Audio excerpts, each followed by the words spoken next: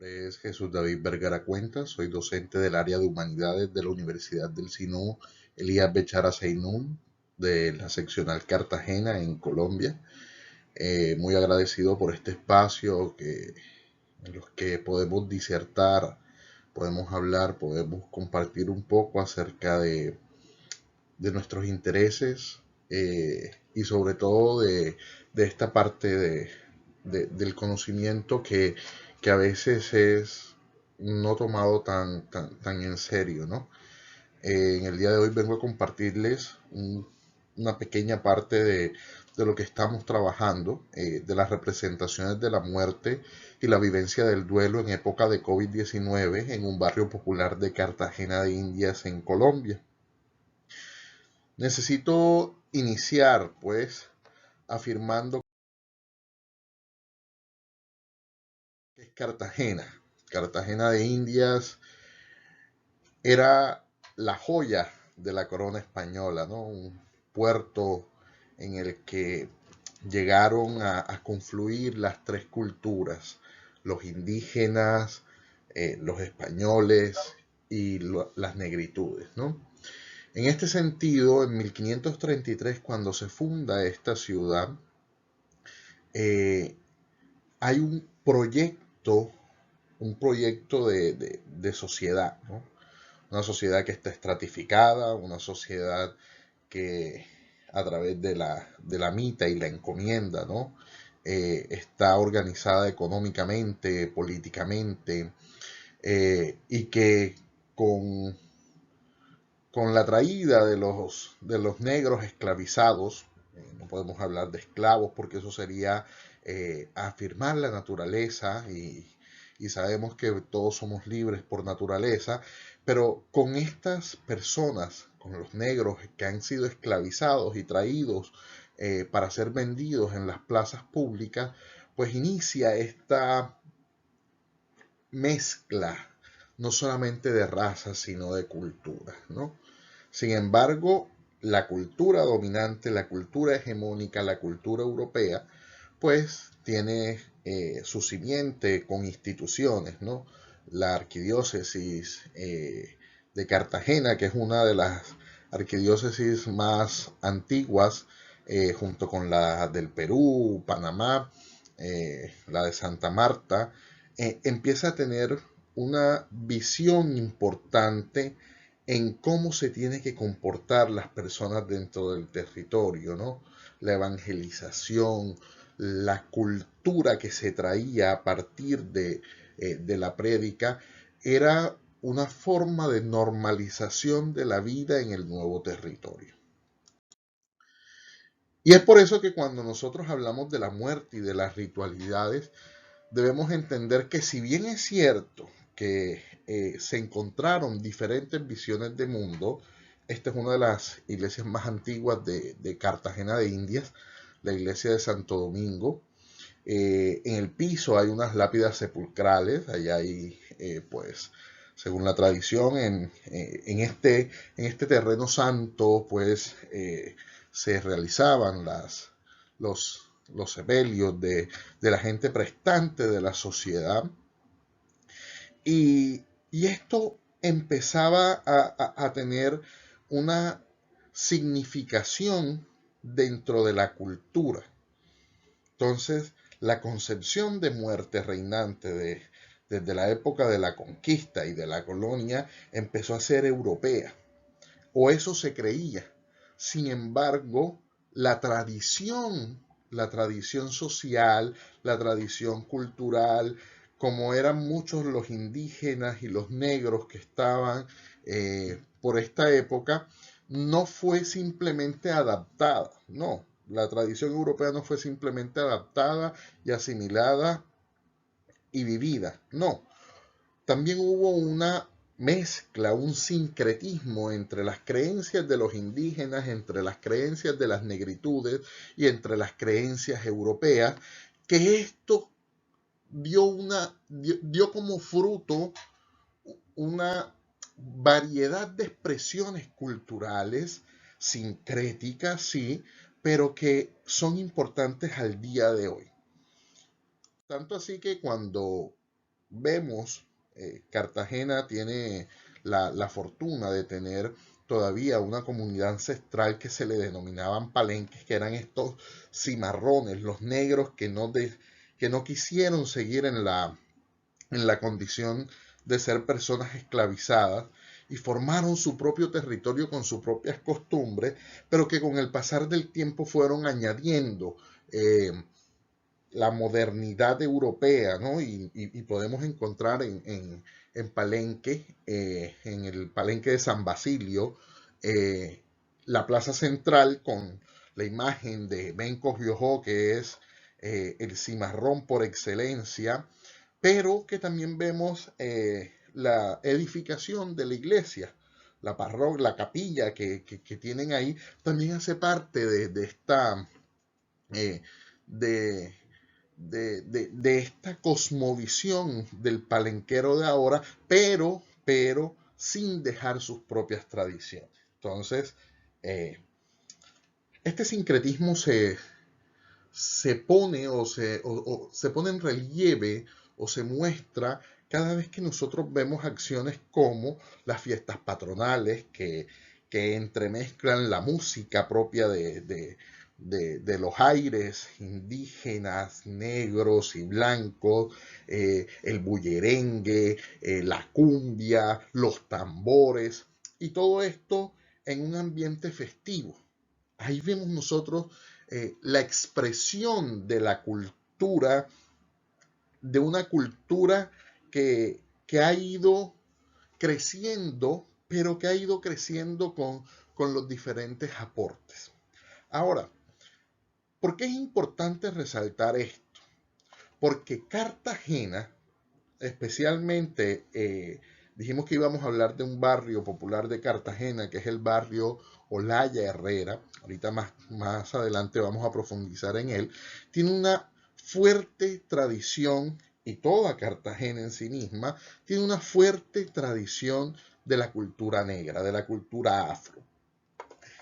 Digamos, en un sentido amplio, la arquidiócesis ha hecho todo un trabajo de evangelización y vamos a encontrar que hay barrios totalmente adaptados a estas nuevas formas de Occidente, de ver el mundo, de la cristianización inclusive de las relaciones interpersonales, de la vivencia del duelo, de la vivencia de la fe.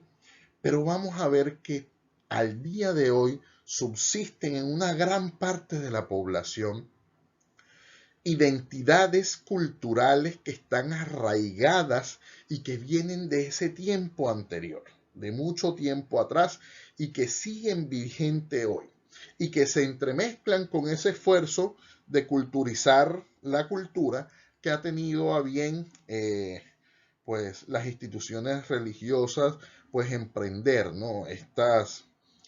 Eh, estas visiones de la teología, del cristianismo, la pululación de muchas iglesias evangélicas, pentecostales, etcétera, etcétera, que han, que han llegado especialmente a a unas clases medias y unas clases altas, configurando unas nuevas formas de ser y de estar en el mundo, pero que cuando llegan a los barrios populares tienen que empezar a dialogar con la cultura y aceptar inclusive muchas de estas manifestaciones. Estas manifestaciones no se han podido quitar y no se van a exterminar de las comunidades porque las comunidades lo ven como algo fundamental. ¿De qué estamos hablando? El lumbalú debe ser entendido como una de las formas de resistencia culturales frente a la concepción de la muerte y a la concepción del duelo en la comunidad palenquera. El lumbalú es un rito fúnebre. Es un rito fúnebre que además de todo es patrimonio oral e inmaterial de la humanidad, donde se busca cumplir los deseos del difunto. Es decir, la concepción de la muerte y de la ritualidad en la comunidad palenquera va aunada al deseo y a las últimas voluntades del difunto. Es por eso que se hace necesario hablar de la muerte en vida y que de alguna manera se proyecte cómo se quiere el funeral. Mi funeral yo debo expresarlo, porque entonces empiezan a confluir dos elementos importantes. Mi última voluntad, pero también la voluntad del cuadro. El cuadro es una palabra palenquera que es ese grupo cercano, ese grupo fraterno, ese grupo de amigos que también tienen una forma de expresar el dolor, el sentimiento de la muerte. Es así como, entonces, se hace necesario que el cuadro identifique cuáles son esas ritualidades, cuáles son los juegos, la música, las acciones que va a acompañar el sepelio de ese ser querido, ¿no? Por ejemplo, puede ser que pida el lumbalú, que es un rito fúnebre, perdón, o que pida un bullerengue o que pida un sexteto, que son expresiones culturales musicales también frente a lo que se desea en la vida para ser representado en la muerte. Esto se entremezcla, como les decía, con cierto tipo de tradiciones que son católicas. Las 9 noches son fundamentales o fundantes dentro de la cultura ritual y la vivencia del duelo en nuestras comunidades. Durante 9 noches, miren que, digamos, lo común es que nosotros veamos el coche fúnebre que va hacia la iglesia y que de la iglesia va hacia el cementerio, pero aquí la gente carga sus difuntos en hombros, inclusive lo llegan a pasear por todo el barrio o por todo el territorio donde vivió, hasta llegar al cementerio.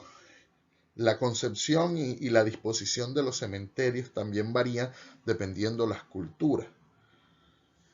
Pero en este sentido, las 9 noches que se celebran implican la oración, implica el acompañamiento de la comunidad a la familia del difunto, implica la cercanía, implica ese sentimiento profundo de la comunidad al ver partir a una persona, ¿no? Entonces, esto se demuestra en las 9 noches, donde se realizan rosarios, se realizan misas o servicios religiosos, pero que están entremezclados con juegos de dominó, de cartas, con música, con trago, con licor, con expresiones, con dolor, con llanto, con música. Es una mezcla de todos los sentimientos posibles que también son elementos catárquicos. Si nosotros nos vamos a los aportes de la psicología frente a la etapa del duelo, hay unos elementos que permiten hacer esa catarsis, que permiten salir de la negación, que permiten a realizar un proceso para asimilar la muerte de la persona, y estos elementos culturales son importantes dentro de la concepción de la muerte, así como los altares. El altar se traslada ya no solamente en la iglesia, sino tiene que haber un altar en la casa. Y los altares en la casa tienen ciertas características. Ahí, como vemos aquí en la imagen, hay un velo blanco que significa el cielo, ¿no? Hay todo un simbolismo detrás de las ritualidades frente a los altares y las 9 noches. La imagen religiosa de la Virgen, de Cristo, de un santo, la vela, un vaso de agua, porque en muchas partes se tiene la creencia que el difunto le da sed y puede tomar de ese vaso de agua que se coloca ahí. Además de eso, se utiliza una vela, símbolo claro, de esta idea de resurrección, de esta idea de, de Dios, esta idea de la trascendencia, pero que a su vez también todos estos elementos van a simbolizar de alguna manera un paso, porque al 9.º día se tiene que levantar. Todos estos elementos se deben ir quitando en un rito muy particular. Entonces, todo esto tiene un simbolismo. Todo esto tiene un simbolismo eh, que permite una concepción de la muerte. Les decía que barrio La Herrera es un barrio muy grande dentro de Cartagena. Es un barrio muy popular. Esta es una de las parroquias, la parroquia de San Miguel Arcángel. Y al lado de esta parroquia se encuentra uno de los cementerios distritales. Y aquí quiero hacer una claridad. El cementerio distrital fue concebido desde un principio como campos santos donde puedan acceder las personas que no tienen mucho dinero, ¿no? Hay cementerios que son privados, en los que la manutención es alta, donde también hay como, como ya establecido una forma de las tumbas, una forma de ritos, una forma eh, de ver la muerte que es un poco diferente a estos cementerios. Entonces, dentro de los contrastes, en la primera fotografía vemos un cementerio, digamos, privado, un cementerio eh, que atiende a ciertas necesidades puntuales o a cierta cosmovisión de la muerte, muy organizado, muy similar en las cosas, en las tumbas, en los ritos, etcétera, etcétera. Mientras que por otro lado tenemos el cementerio de Olaya. Este cementerio, si nos damos cuenta, eh, está diseñado, obviamente, pues para que se depositen los restos de los seres queridos, pero hay muchas formas de expresar eso en la construcción de las tumbas o de los epitafios. Quizás no se ve mucho en la fotografía, pero el diseño de cada uno eh, de estas tumbas tienen mucho colorido, tienen imágenes, tienen colores. Es más, la forma en la que se relacionan con sus difuntos también es muy particular. Vemos en la fotografía de abajo que un grupo de personas que está yendo a visitar a la tumba de sus difuntos lleva un bafle en el que colocan música mientras están departiendo. Esa concepción dentro del otro camposanto no es posible. No es posible porque no aceptan que se perturbe la tranquilidad del grupo, ¿no? Entonces, estas manifestaciones son importantes. Ahora, ¿cómo esto lo entremezclamos con el COVID-19?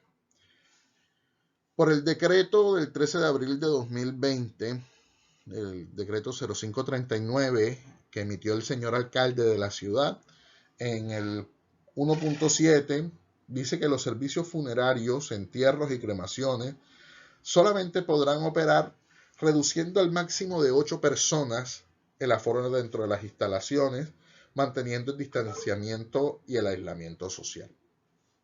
Esto ha sido un problema bastante grande porque, como vimos anteriormente, la forma de expresar la muerte y de vivir el duelo se hace en comunidad. 8 personas se reduce al ámbito familiar, especialmente porque en Cartagena, como en Latinoamérica, tenemos familias que son muy extensas y el concepto de familia aquí es la familia extensa. Yo me crié con mis primos, con mis tías, con mi abuelo, es más, la comunidad, inclusive a modo de experiencia, tenía derecho cualquier vecino a regañarme, ¿no? Entonces, esta concepción de la familia extensa, que va inclusive más allá de los rasgos sanguíneos, de las relaciones sanguíneas, llega hasta el punto de que familia es considerado el que siempre ha vivido contigo, llámese vecino, llámese algún pariente lejano que vivió en la misma casa, etcétera, ¿no? Entonces, reducir a 8 personas el aforo dentro de los cementerios, dentro de las casas para realizar las 9 noches, dentro de las iglesias, fue un problema cultural muy grande, que no fue acatado por la mayoría. Es por ello que podemos encontrar diferentes periódicos, agencias, donde muestran que existían aglomeraciones frente a los ritos mortuorios. Y es precisamente porque es que los ritos funerarios, vuelvo y repito, hacen parte de una cultura que implica la colectividad. Ni siquiera el COVID-19 en estas comunidades populares ha podido desarraigar las aglomeraciones, a costa inclusive de la propia vida. Estas comunidades siguen practicando, algunos de manera consciente con las medidas de bioseguridad, otros de manera irresponsable, siguen practicando su cultura, su forma, su idiosincrasia, su cosmovisión de la muerte, tal cual como antes del COVID. Hay otras que sí han mermado. En ciertas comunidades ha mermado, especialmente en estas comunidades no tan populares, y dentro de las comunidades populares, quienes han sido más sensibilizados dentro del cristianismo frente a los ritos, una occidentalización cada vez mayor de los ritos, también han permitido que se deje o se utilicen los medios tecnológicos asistidos a 9 noches que se hacen por medio de Google Meet, de Zoom o de cualquier otra plataforma que permita la interconexión, el rezo del rosario, etcétera, etcétera, pero sí les falta a estas personas esa comunicación con el otro. En la 9ª noche, generalmente, después de la misa o de la celebración litúrgica o de la celebración del servicio religioso, la casa se convierte en un epicentro cultural. Llega la gente, se les da comida, se ora, se levanta el altar, con un rito muy particular. Y es una forma de seguir perpetuando eso que la cultura nos ha dejado. Quiero finalizar con esta frase: la cultura es lo que en la muerte continúa siendo la vida. Y si bien es el final para estas personas, desde nuestras acciones culturales nosotros vamos perpetuando eso que puede llamarse patrimonio oral e inmaterial de la humanidad. pero que a fin de cuentas son significaciones, son elementos para entenderme a mí mismo, entender al mundo que me rodea y en ello entender la espiritualidad que yo tengo. Muchísimas gracias por su atención. Muchísimas gracias por este espacio.